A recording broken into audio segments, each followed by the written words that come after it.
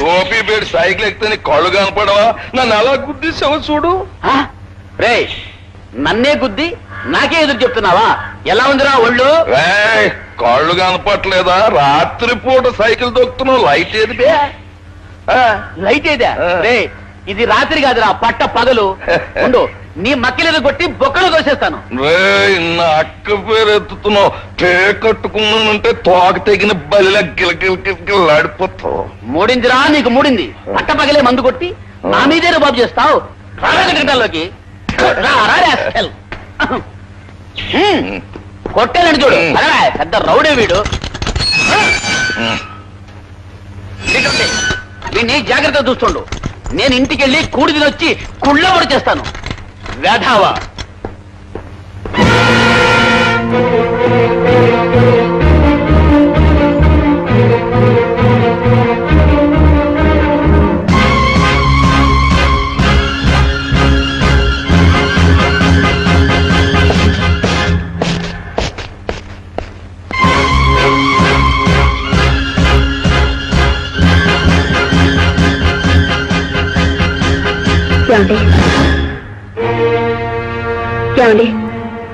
జ్యోతి, నీకు నీకు నిజమంతా తెలిసిందండి. మీరు నాకు తెలియకూడదనుకున్న నిజం, అన్నీ నాకు తెలియని నిజం అంతా తెలిసిపోయింది. జ్యోతి, అంతేకాదండి, నా బ్రతుకులో దీపం వెలిగించిన ఈ చల్లని చేతులు ఏ నేరాన్ని చేయలేవని, పువ్వును నవ్వును ప్రేమించే మీ మంచి మనసు ఎవ్వరికీ చెడు తలపెట్టలేదని నాకు తెలుసండి.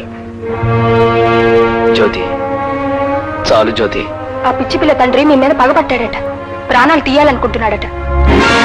ఏమండి, నేను నమ్మే దైవం, మీరు నా మెళ్ళో కట్టిన తాళి, మిమ్మల్ని నాకు దూరం కానివ్వండి. ఎంత పగతో ఉన్న మనిషి కూడా మారతాడు, నిజాన్ని తెలుసుకుంటాడని నాకు అనిపిస్తుందండి. అలాగే మీరు కూడా తప్పకుండా నిర్దోషిగా నిరూపించబడి మా అన్నయ్య కారణంగా నన్ను చేరుకుంటారని నాకు నమ్మకం ఉందండి. నీ నమ్మకం, నీ ప్రేమే నా బ్రతుక్కి శ్రీరామ రక్ష జ్యోతి.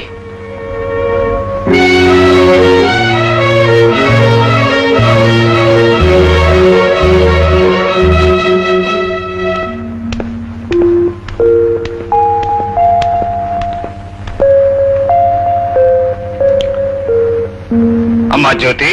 అన్నయ్య వచ్చేసావా? పెళ్లిని పని ఏమైందన్నయ్య? కేసుకు కావాల్సిన వివరాలు కొన్ని దొరికాయమ్మా. గోపన్న కేసు కదా, అది నువ్వు తప్పకుండా గెలుస్తావన్నయ్య.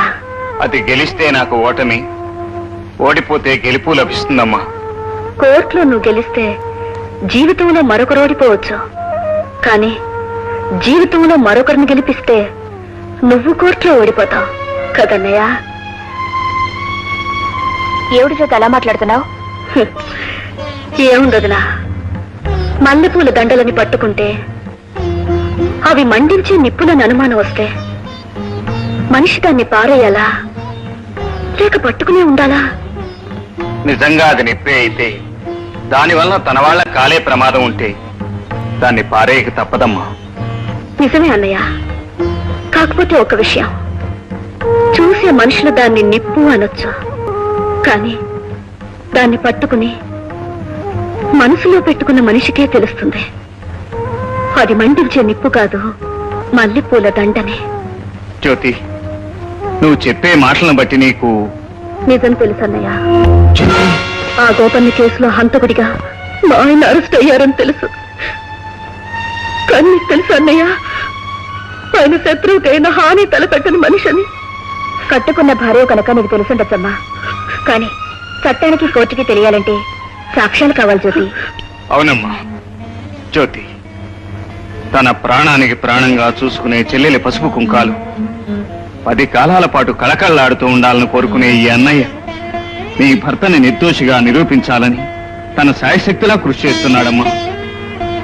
ఇన్నేళ్లుగా ఎన్నో కేసులు వాదించినా ఇప్పుడు న్యాయానికి అనురాగానికి మధ్య చిక్కుకుని, ధర్మానికి ఆత్మీయతకు మధ్య ఇరుక్కుని గిలగిల్లాడిపోతున్నాడమ్మా.